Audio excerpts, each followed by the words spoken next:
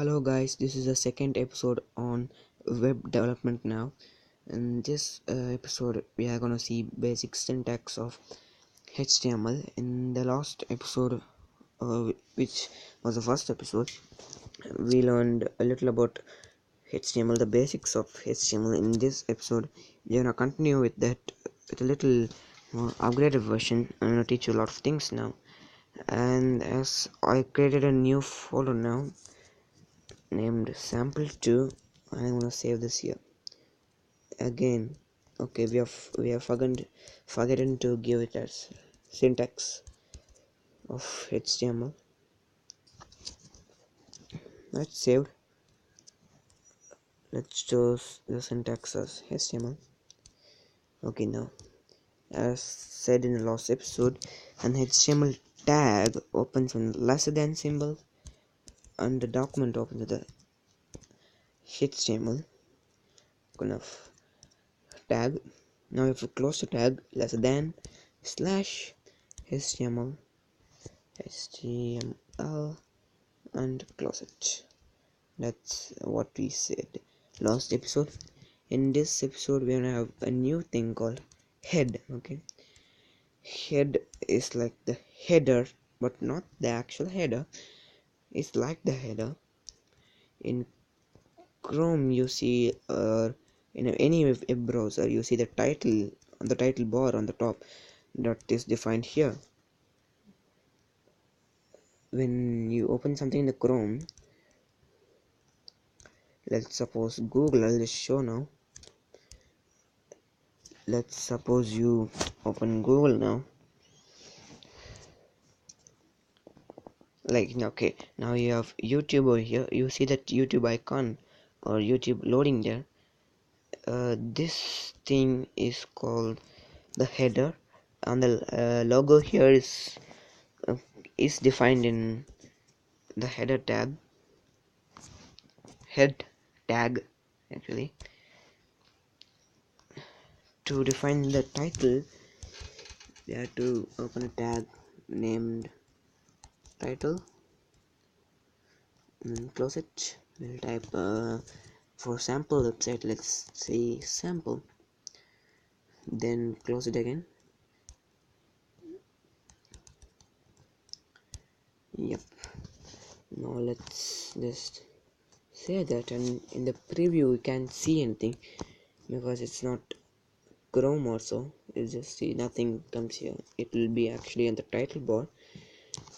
In head tag, not only we define the title or the logo, we also define or link to other files such as CSS, as said in last episode, cascading style sheet, or JavaScript, or we can link it here.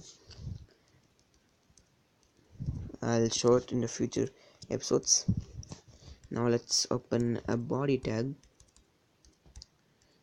As I said, body is the body of it. I'm gonna close it now so it'll be easy for us. Yep, if you're using a good IDE is okay.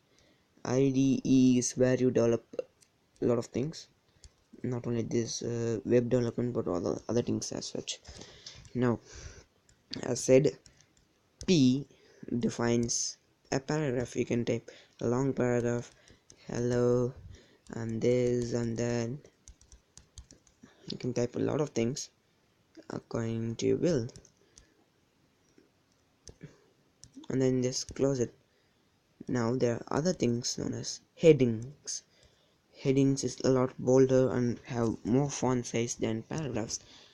Headings come from H, starts with H, and 1 to till 6. H1 is the largest one and H6 is the smallest one. I'll show you now. Largest heading, and you have to close it with H actually, and then you're gonna see H. Okay, let's go H6. This is the last one.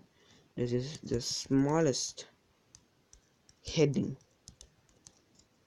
and then we'll close it. Now I'll just save it and show you the output. You can see hello and this and that. That's a paragraph. This is the largest heading and this is the smallest heading. You see the difference between them. They are H1, H2, H3, H4. This is very basic stuff. Let's type a simple code now. I'm gonna say about myself. Okay,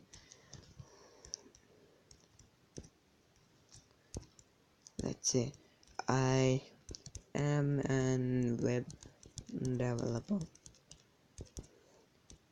and whatever your age is, just for fun.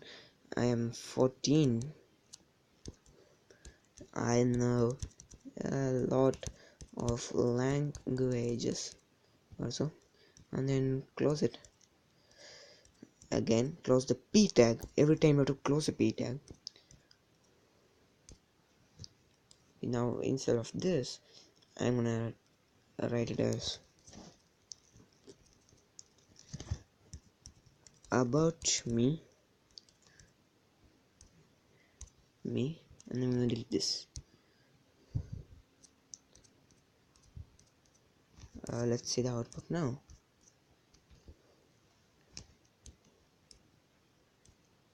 As you can see, it's pretty good, and I just yep, that's good, right? Let's say instead of H1, I'm gonna have H6 now. Run it. You see how small it is, and I think I made a mistake over here. Okay, when you close a heading tag, you have to also give the number over here. If it's H1, you have to close it at H1, then you'll have it here the same size. If it doesn't work, I just got a little confused because I use HTML5 and this is not HTML5. To use HTML5, I have to define another tag here, which we'll do later. Now this is little basic stuff for paragraph and heading, basic text stuff. Next we are going to do a little modification. This time we are going to make the text italic. Just do this and close it before the p tag, because you opened it after the p tag, so you have to close it before the p tag. This one, this, and this. Now let's save this and preview this. You can see it become slanting, and I'll show you another thing. You can see it was not bold, right? You can add B, and you had B over here. Save it and preview it. You can see it become bold, just like that one. Let's take a heading. That's pretty much it for text for now. There are a lot of things in text, and today in this episode I'm gonna teach you guys how to run an image. Some tags need openings, like openings and closings, like body, HTML, head also, and H1P also. Some don't need it, like images. For an image, they have to give the location of the image in the S or C. Image S or C equals the location of the image. Now what I'm doing is, I'll show you guys in a second. Okay, I just press the wrong button. Let's save it now. Preview it. The image is not loaded up. Okay, because there's no image in that thing. I'll go to Alt equals background. Also, let's save it and preview it now. You can see if the image doesn't load up, it just comes, the alt thing comes here if the image doesn't load up. And you can load an image. I'll show you how to load an image, just a second. Okay guys, I made a small mistake. It's JPG, not JGB as per given. And I have an image over here in the folder where I saved it. In the website's sample2 folder, I have an image called bg.jpg. If an image is in the same folder as this HTML file is, you can just straight away give the name and its format.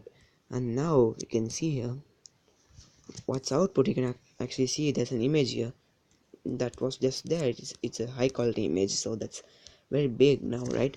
If we want to add any other image that's not in the same folder, you want to find that image what you want to add. I have one here, and I go to the properties and copy path, and then come here and paste it over here, green.png. Now save it. This also applies to computers. You can see that green image just loaded up here. You can give the tags this, or sometimes you can use this way, like so, to keep it organized. Go to SD card, where we have our websites. We're gonna create a new folder named the images. So if you have a lot of images, it will be useful. Cut this thing and paste it here. Now it's in there in the images. So what we're gonna do here, you're gonna go here. Now we don't need to give the full path, we just need to give this one, images slash bg.jpg. Now we have it here because the images is in the same folder as this index.html is in website sample2, and so images slash bg.jpg will do it. As you can see, it again loads the image. Now the image is too big, reduce the size. It's easy. Let's go to width equals 100 pixels. Pixels is what we are going to give now. And one second, we have to give it the double quotes here. Equals 100 pixels. Yeah. We'll preview it. As you can see how small the image reduced in size. Very small, right? You can not only have pixels but also percentages. It'll cover the whole screen also. And you can also define height, not only width, also height. You can see it cover exactly the screen. You cannot scroll horizontally now. That's what 100% does. It also adjusts itself to other platforms such as laptop or desktop. The size difference, so that's where you can use percentage. You can also use height to define that. Height equals, let's say again 100%. You want to save that and preview that. I see it just exactly fixed the screen. It doesn't overlap a lot. If this texts are removed, it will be exactly perfect, but the texts are there. So it's about up to you to define it in pixels or percentages. I think we covered a lot, not a lot, some things. And if you notice, image doesn't need a closing tag. It really doesn't need a closing tag now. P only needs a closing tag. And there's another thing I'd like to show you. Let's suppose you have a lot of text, like this, which defines yourself, and it's funny. And see how it's coming here. So I think you need a line break. If you need a line break is what I'll show you now. Line break is BR. Okay, let's save it, preview it. Just a second. Line break will not be useful now. Line break is such that sometimes, for an example, if there are like two headings or so, the heading will come straight away from here. Like for example, first heading is about me, and the second one is sample. The sample may end up here instead of coming the next line. If you want it to be in next line, you have to use the break tag. Now let's see, you have this text over here, right? After this text we'll add a line break, and I'll show you what will happen. That is just before the image, right? Add this,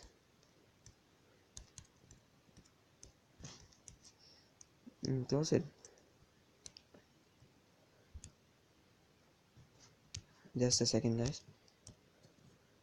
Okay, this is actually open tag with BR, and BR doesn't need a closing tag. I'll show it here, and see there's a line here, line break here. I'm confusing myself with HTML5, which comes with a slash and the BR tag. Now let's put a BR tag over here, which is nothing but line break. I'll show you what happens after languages, right? Let's see now. As you can see, a line break door here. If you can see it, I'll add another one here. Let's suppose here. Okay, now save it and we'll preview it. You can see there was a line break here. This text was supposed to be there, but it was broken down and it moved to the next line, which could be useful in a lot of cases while designing the website also. So I think I've covered up many things in this episode. Hope it really helped you guys.